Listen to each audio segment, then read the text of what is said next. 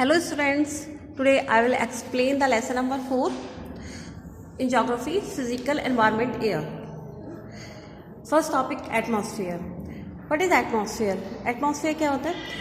Atmosphere हमारा जो environment है, हमारी जो अर्थ है, ठीक है, हमारी अर्थ के चारों ओर क्या होता है, एक गैसेस एनवलप होता है, ठीक है, किसका गैसेस का एक एनवलप होता है जो अल्ट्रावायलेट रेज आती है ना, सोलर की जो रेज होती हैं उनको हम तक पहुंचने से रोकता है, ठीक है, जो हार्मफुल रेज होती हैं उनको फिल्टर करके ही हमारी अर्थ तक आने की देता है। देखिए ये आप पिक्स देखिए, इसमें ये लेयर्स हैं अर्थ की, आपकी अर्थ होगी, अर्थ के सराउंडिंग्स क्या है, लेयर्स हैं, ठीक है, किसकी लेयर्स है, अर्थ एटमॉस्फेयर की, ठीक है। जो सन की रेज आ रही हैं वो डायरेक्टली हमारे अर्थ तक नहीं आ रही हैं, वो कहाँ से आती हैं, होकर आ रही हैं आपके एटमॉस्फेयर से, ठीक है। तो ये क्या करता है, अर्थ के सराउंडिंग क्या करता है, एक एनवलप बना लेता है, एक गैस का एक एनवलप होता है हमारे अर्थ के चारों ओर, जो एक ग्रेविटेशनल फोर्स के थ्रू हमारी अर्थ से अटैच रहता है। The atmosphere is very significant component of biospheric ecosystem of the life of Earth is only possible due to it. हमारी जो अर्थ है उस पर जो लाइफ है वो केवल एटमॉस्फेयर की वजह से ही क्या होती है, पॉसिबल हो पाती है, क्योंकि ये क्या करता है, हमें नेसेसरी गैसेस होती हैं, जिन गैसेस की हमारी लाइफ के लिए नीड होती है, उन गैसेस को ही हमारी अर्थ तक आने देता है। It provide necessary gases for the sustains of life and also filter than the incoming solar radiation, thus preventing the ultraviolet solar waves from reaching the earth's surface and so protect the earth from becoming too hot. ये क्या करता है, जो अर्थ की solar radiations होती हैं, ultraviolet rays होती हैं, उनसे हमें प्रोटेक्ट करता है, ठीक है, और जो रेज होती है उनको हमारे अर्थ तक आने से रोकता है, क्योंकि अगर सारी रेज डायरेक्टली हमारी अर्थ पर आ जाएंगी तो क्या होगा, हमारी अर्थ बहुत ज़्यादा हॉट हो जाएगी। It moderate the temperature of the earth surface, ये क्या होता है, अर्थ के टेम्परेचर को मॉडरेट करता है, ठीक है। क्या होता है आपका एटमॉस्फेयर, आपको समझ आ गया होगा, ये क्या होती है, एक लेयर होती है हमारी अर्थ के चारों ओर, गैसेस की एक लेयर होती है, ठीक है, जो हमें सन की अल्ट्रावायलेट रेज से हमें प्रोटेक्ट करती है। Importance of the atmosphere. The atmosphere is the vital for life on the earth. It helps to sustaining life in the various way. First,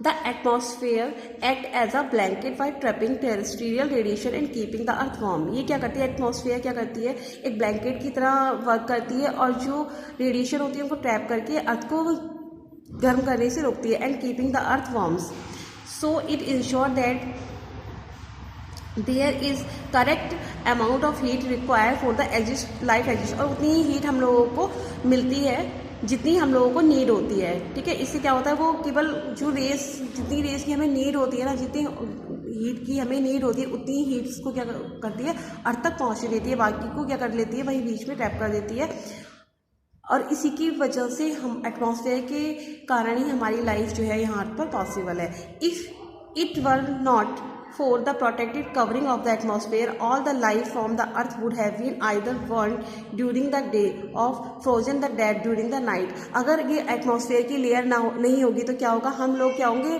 गर्मी से या सन की जो हीट होती है उससे क्या हो जाएंगे, वर्न हो जाएंगे, दिन में हम उससे वर्न हो जाएंगे, और रात को हम बिल्कुल फ्रोजन मीन्स ठंडे हो जाएंगे, ठीक है, डेथ हो जाएगी ठंड की वजह से हमारी। While the atmosphere permit incoming solar radiation to enter the biosphere, it blocks harmful ray including most ultraviolet radiation. ये क्या करता है, केवल उन्हीं परमिशन देता है जो एटमॉस्फेयर में वही रेडिएशन आ पाती हैं जिनके में नीड होती है, ठीक है। ये जो है हार्मफुल रेडिएशन को ब्लॉक कर देता है, जिसमें आपकी अल्ट्रावायलेट रेडिएशन होती है जो हमारे लिए हार्मफुल होती है उनको ब्लॉक कर देता है, और जिनकी हमें नीड होती है केवल वही हम तक पहुंच पाती है, मतलब हमारी अर्थ तक पहुंच पाती हैं।